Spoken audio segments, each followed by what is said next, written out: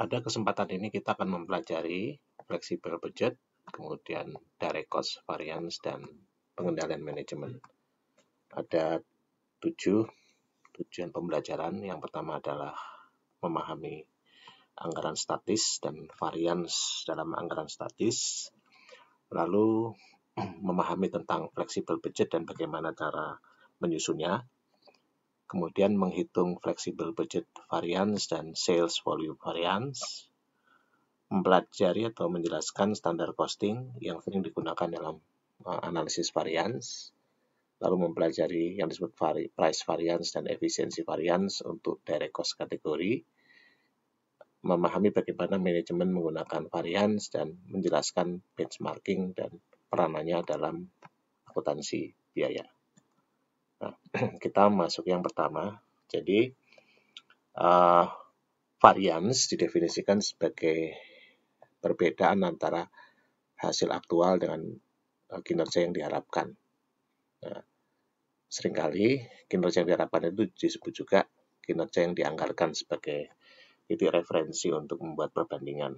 Seperti kita pahami bahwa kita menerapkan prinsip manajemen by exception, di mana manajemen hanya fokus pada area-area yang mereka harapkan tidak beroperasi dengan baik atau yang mereka harapkan, sehingga area tadi akan menjadi fokus. Misalnya fokus pada rework atau scrap, ya. Di sini kalau scrapnya hasilnya lebih atau di bawah yang ditargetkan, mungkin ada sesuatu yang terjadi, ya. Nah, ini yang harus menjadi mencari penyebabnya kenapa itu terjadi.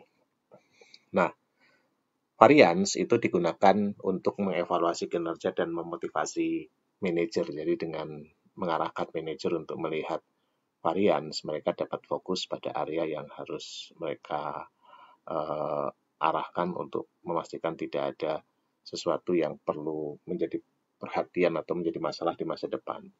Nah, beberapa variance juga dapat menunjukkan ada perubahan dalam strategi. Jadi misalnya kalau ada negatif variance yang besar disebabkan oleh tingkat kerusakan yang besar, kemungkinan produk baru tadi punya masalah di desainnya tidak baik. Jadi manajer harus memastikan menginvestasi produk desain dan mungkin juga perlu mengubah bauran produk. Variance juga dapat membantu manajer dalam memprediksi masa depan, sehingga dapat meningkatkan kualitas. Benefit dari variance analysis tidak hanya pada perusahaan, kita juga dapat melihat pada instansi pemerintah. Pada umumnya mereka bisa melihat variance ini sebagai alat untuk mencari persoalan-persoalan yang perlu menjadi fokus bagi manajer di sektor publik. Kita membahas anggaran statis dan variance untuk anggaran statis. Variance anggaran statis ini sering disebut juga variance pada tingkatan pertama atau level 1. Ya. Kita menggunakan web company yang memproduksi dan menjual jaket, ya.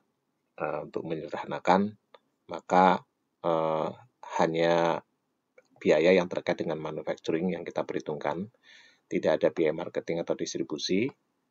Semua yang dijual pada bulan April, diproduksi pada bulan April, tidak ada persediaan apapun pada awal dan akhir periode. Kemudian direct material cost-nya 60 per jaket, direct labor cost-nya 16, dan variable overhead-nya 12. Fixed cost dengan relevan range dari 0 sampai 12.000 sebesar 276.000. Selling price-nya 120 per jaket, yang dianggarkan untuk diproduksi dan dijual 12.000, sementara yang diproduksi secara aktual 100.000. Nah, mari kita bandingkan anggarannya. Jadi kalau berdasarkan anggaran kita pada tingkat 12.000, maka kita peroleh ini revenue dikurangi dengan variable cost pada tingkat 12.000, diperoleh margin kontribusi, kemudian dikurangi fixed cost, diperoleh operating income. Kemudian hasil aktualnya pada tingkat 10.000. Ya. Ini juga kita hitung masing-masing pada 10.000 untuk harga jual dan variable cost. Nah, kemudian kita dapat lihat pada level 1 ternyata ada variance ya, yang kita rencanakan 108 yang kita peroleh hanya 14.900 sehingga ada static budget variance sebesar 93.100 unfavorable.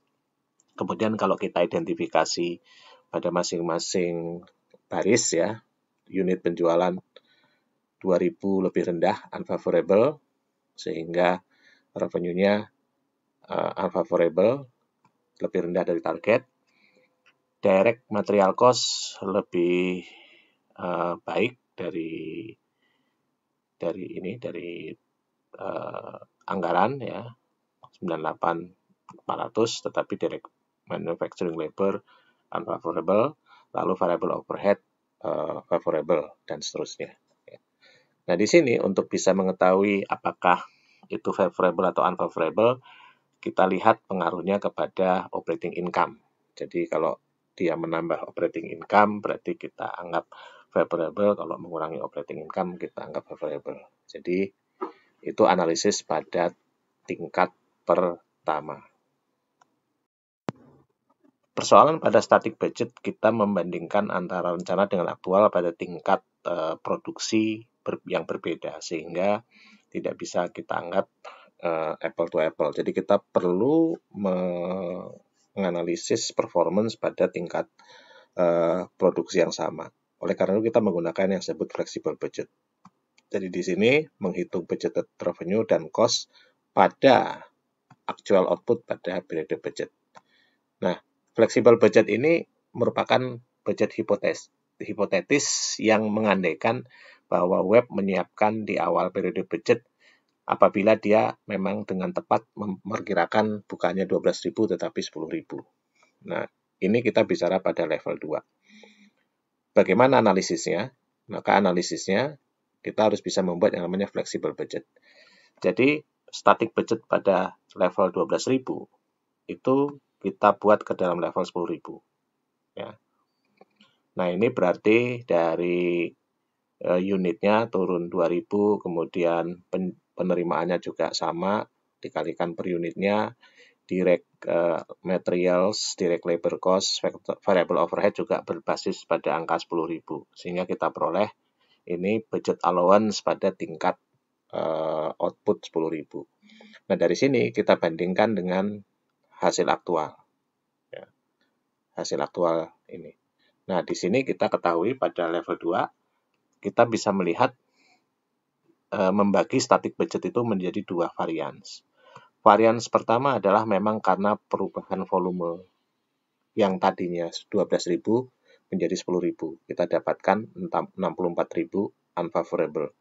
Yang kedua adalah varians karena yang terkait dengan aktual pada budget produksi yang sama. Jadi di sini kita sebut flexible budget variance sebesar 29.100 unfavorable. Jadi pada level 2 kita bisa memisahkan, kita bisa mendetailkan. Yang pertama yang terkait dengan memang volume, yang kedua tidak terkait dengan volume. Bagaimana kita menghitung sales volume variance dan flexible budget variance? Maka kita menggunakan rumus berikut, yaitu sales volume variance untuk operating income sama dengan angka pada flexible budget dikurangi angka pada static budget. Ya.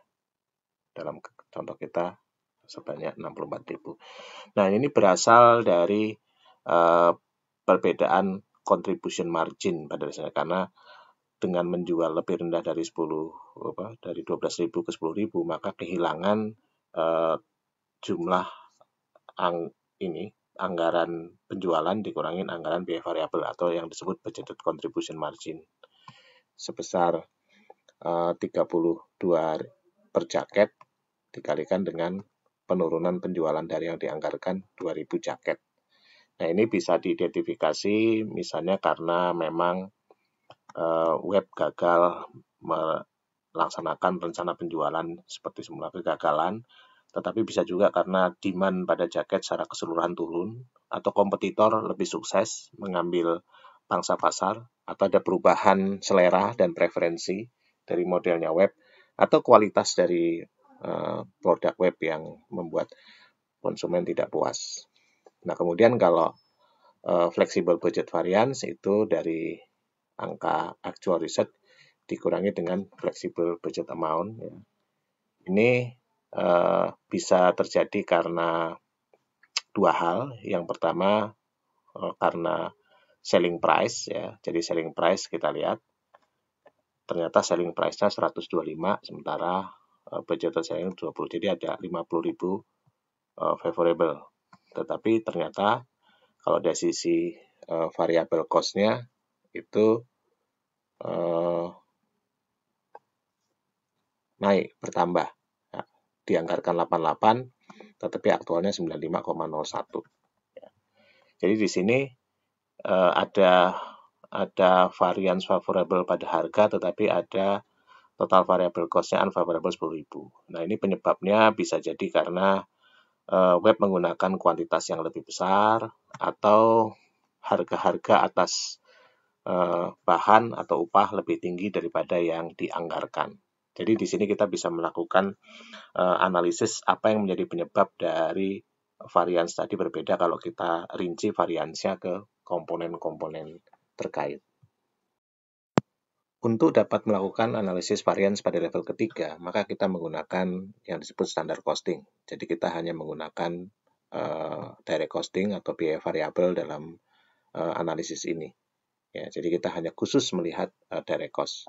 Nah, di sini akan ada dua varians. Yang pertama adalah price variance yang menyatakan perbedaan antara actual input price, jadi harga input aktual, dan harga input yang dianggarkan, jadi harga bahan, material, sama FOH yang antara yang aktual dengan yang dianggarkan.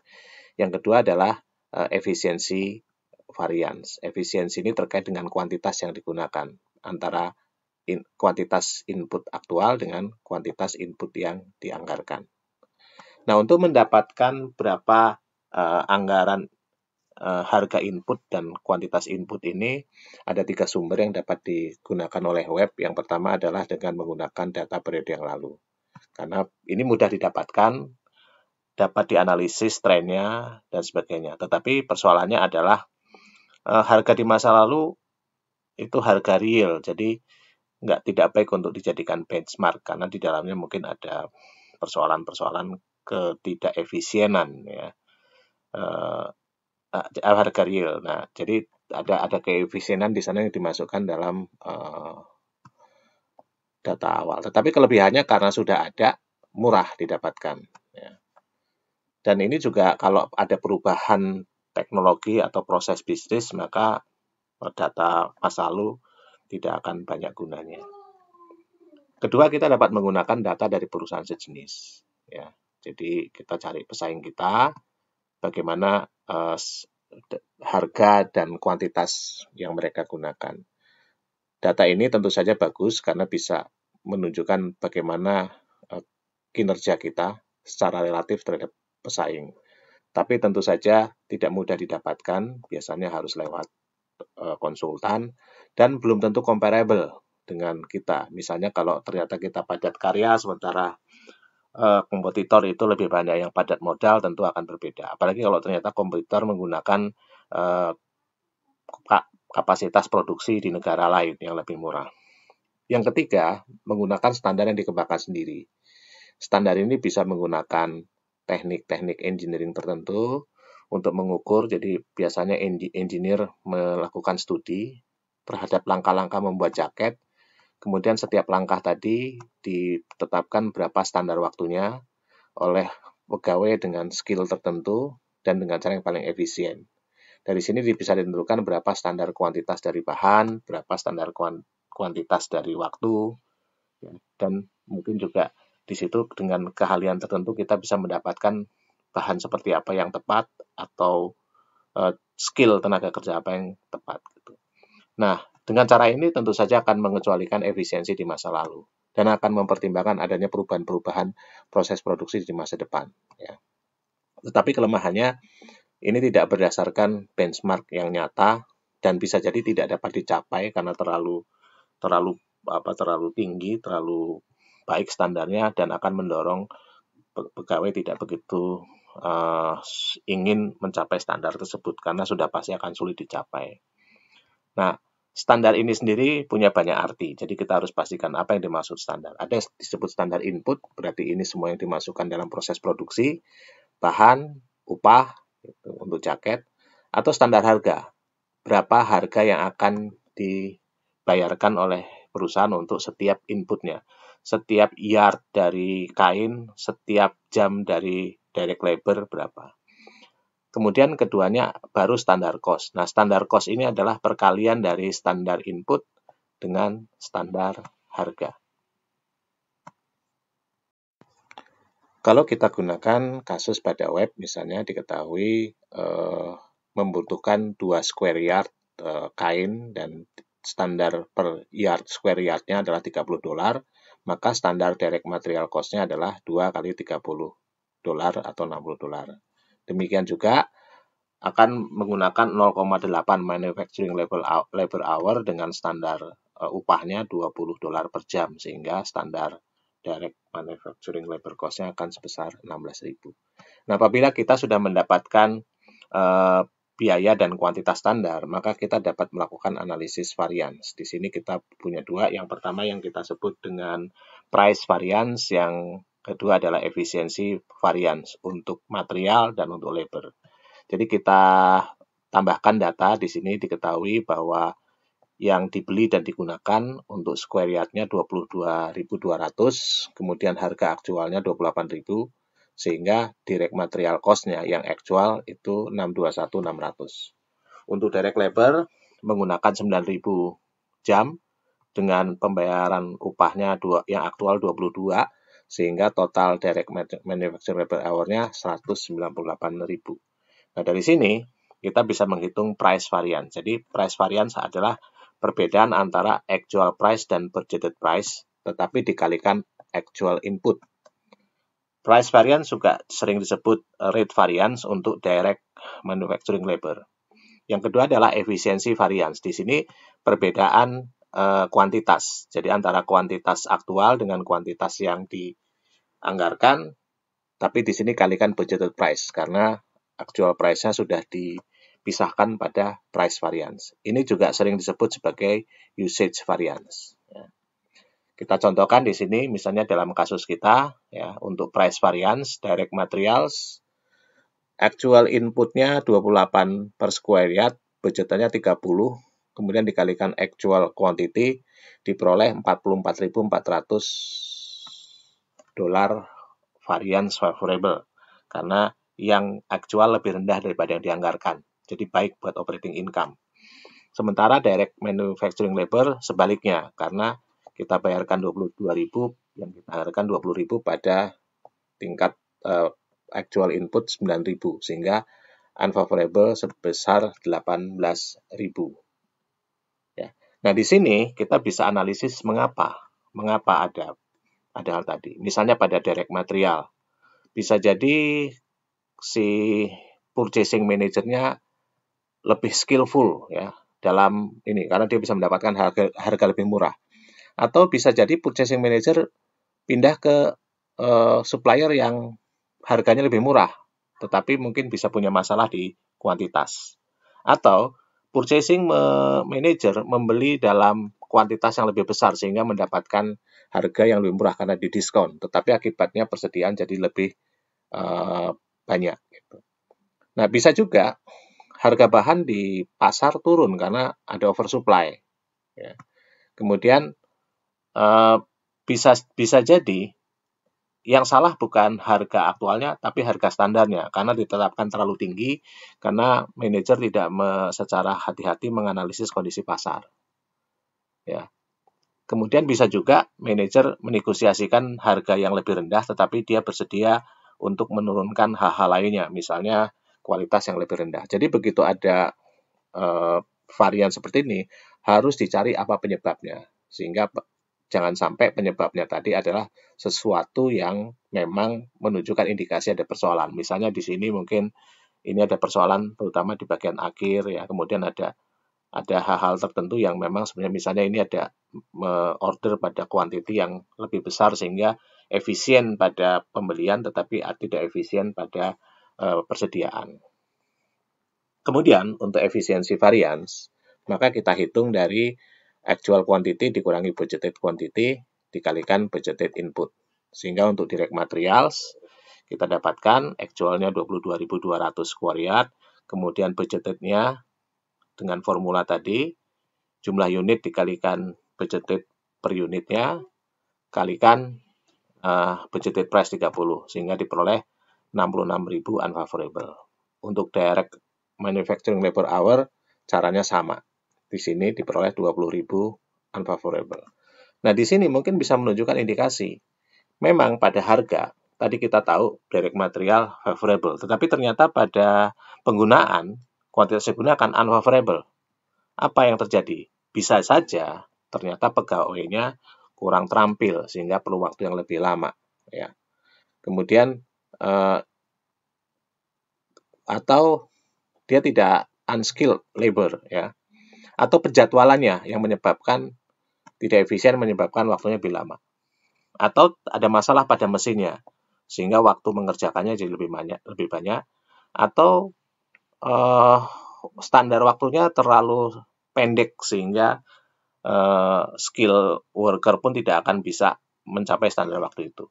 Nah, kalau pada bahan, ini akan menarik. Kenapa? Karena pada bahan kita tahu di bagian awal tadi, pembelian favorable 44.400, tetapi pada saat efisiensi unfavorable 66.000. Ini kalau kita lihat karena kualitas, berarti ada kemungkinan harga bahan itu lebih murah, tetapi kualitasnya lebih buruk, sehingga penggunaan per square yard-nya jadi lebih banyak.